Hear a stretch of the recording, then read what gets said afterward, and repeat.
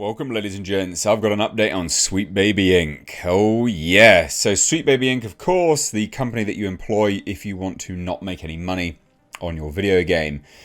Well, across last week to the weekend, there was a brand new Steam curator, which just lists everything that Sweet Baby Inc works on. So you can all avoid it. It's called Sweet Baby Inc Detected. I've done some videos on it. I've also done some videos on the meltdown from Sweet Baby Inc staff. But there's been more. I love doing these videos. These are very good fun.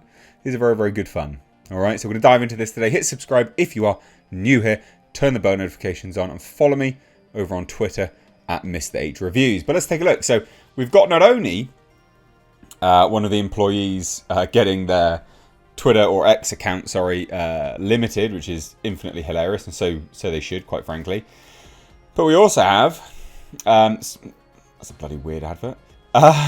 We've also got Sweet Baby Inc CEO makes it clear she wants to erase white male lead characters, while the employee shows disdain for white people. Oh yeah, well there you go then. Very, very obvious. So let's take a look at this one first, right? So Chris Kindred, who is actually one of the individuals who tried to get the curator list cancelled, and also, you know, effectively was calling for people to mass flag individuals as well. Just a really arsehole thing to do. You should be proud of what you work on. You should be proud of it. No, you're not. You don't want people to know. Why is that? Anyway, but she got her X account limited. So Kindred attempted to get Cabrutus and his Steam curator list taken down in a series of posts on X. So she first wrote, or they wrote, I don't even know who they are to be honest, the Steam curator harassment group, Sweet Baby Inc Detected. Harassment group. Listing what games you work on is harassment. It's a fucking low bar for harassment, isn't it, you child? Is led by this person, Cabrutus Rambo. Here's them trying to be slick so they don't get reported. Even with the discriminatory language filed off, the group itself still fails the code of conduct. No one cares. Anyway, report the F out of this group was what they did. Finally, Kindred said, and report the creator since he loves his account so much. What a vindictive, horrible little urchin you really are. That's horrible. You're nasty. You should be happy. You should be happy. The games you work on are getting publicity. You should be happy. You should be proud. Why are you not proud of what you work on?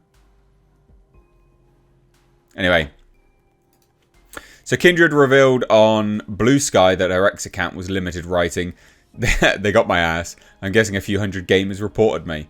You know what? Considering that the group is now at, I don't know, close to like 100,000 followers, I think it's a few more than a few hundred. I think it goes to show that people really don't want your shit anymore.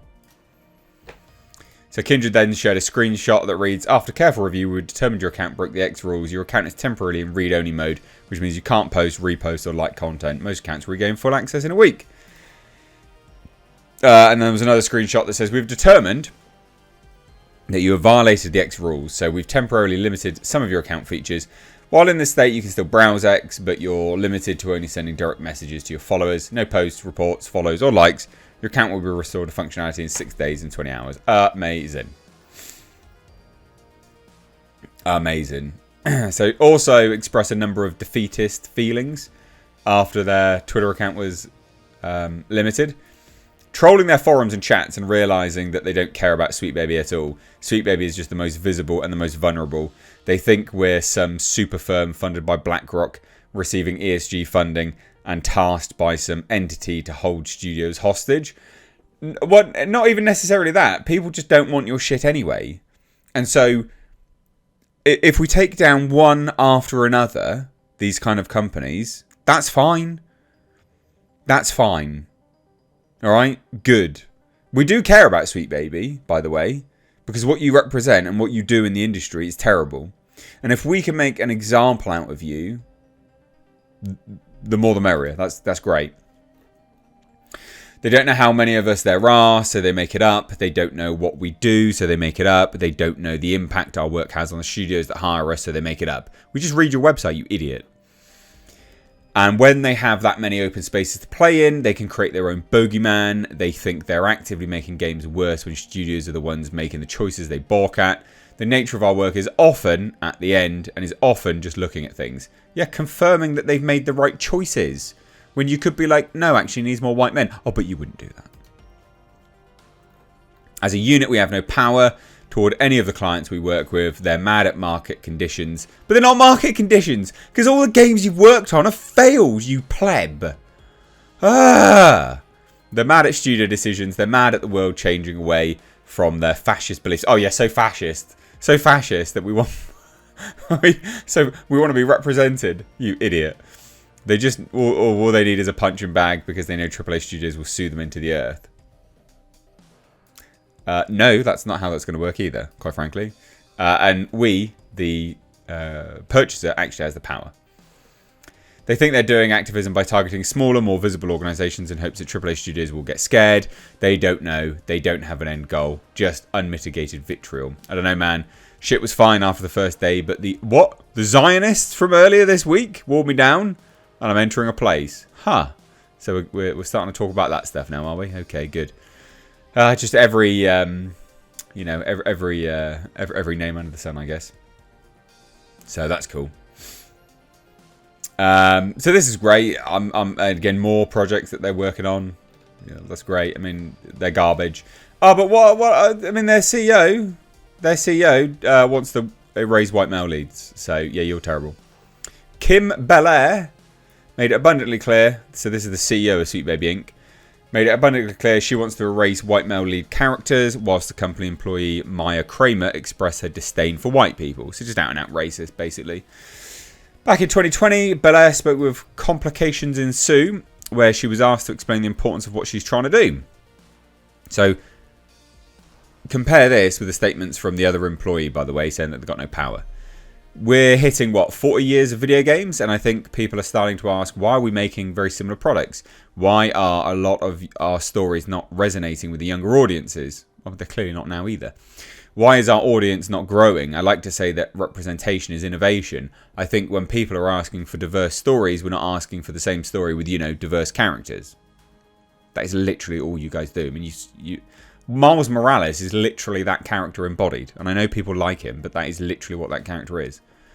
We have a look at the story narratives and as one of the things that we can innovate on, like when you bring someone in from a different culture, from a different background, from a different gender, they're going to create something that we haven't seen before. Not necessarily. The way that we look at demographics is that we go, okay, the majority of our player base is, let's say, a white male, so we're going to make stuff for white males. But if you make something from the perspective of an Asian trans woman and it's really strong, then it will work for people. Yeah, I'd argue that's quite rare, but fine. People crave new stories. If you want to innovate, even to stay current, it's not about graphics, it's not about hardware, it's about people opening up new perspectives for people. So I explain it as, it's important to game development to diversify. It's not just part of advocacy or activism, it's going to make your games better. No, disagree.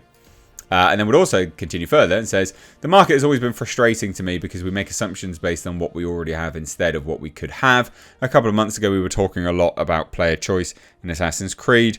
People were saying no matter how good this female character is, the majority of players played as male characters, so therefore people prefer male characters, or the majority of the player base is men. And as you keep saying, men like to be represented, so they want to play as themselves. Idiot. I don't think that's the case, by the way. It's just their own argument. And what I had to explain was, no, actually, from a marketing and psychology perspective, most people are going to choose the gender that they most align with. It doesn't mean that's what they want. If you are male identified, it's not that you don't want to play as a woman. You're just going, oh, that one's for me. I'm a guy. I don't go to the ladies' room. Right, okay. We look at the success of something like Horizon Zero Dawn, which is a game led by a female character. If they had made it a choice, most players would have played as a male, but they didn't, and it was a huge success. Right. I think that the majority of the men, if you had Assassin's Creed starring a woman, they would play it anyway. Aside from a couple of trolls on Twitter, the odds are they're going to go, this is the brand I like, I'm going to just play. Sure. And then Kramer, another employee of Sweet Baby, was like, I'm a sucker for warrior wear, so I brought Peter Panic. Also, I don't know why games featuring human characters are still so white and male. Huh. It's in 2016. 2014, they say, pay me to shoot down your white male lead game ideas. Huh. Pretty gross. 2014 again. Looking around, the mixer last night put into perspective just how white and male our developer scene really is. It's really white and male. Huh. Had a nightmare that I was a white male gamer. Huh. Now, if I said I've had a nightmare I was a black male gamer, people would be like, what the fuck? I usually get grossed out when straight white rich people kiss, but even I think those two are pretty cute. Huh. Abort all the Jews? Huh. Wow. That's pretty brutal. These people are insane. Legitimately insane. Thoughts? Thoughts? Let me know down below. Cheers, guys. Take care. Bye-bye now.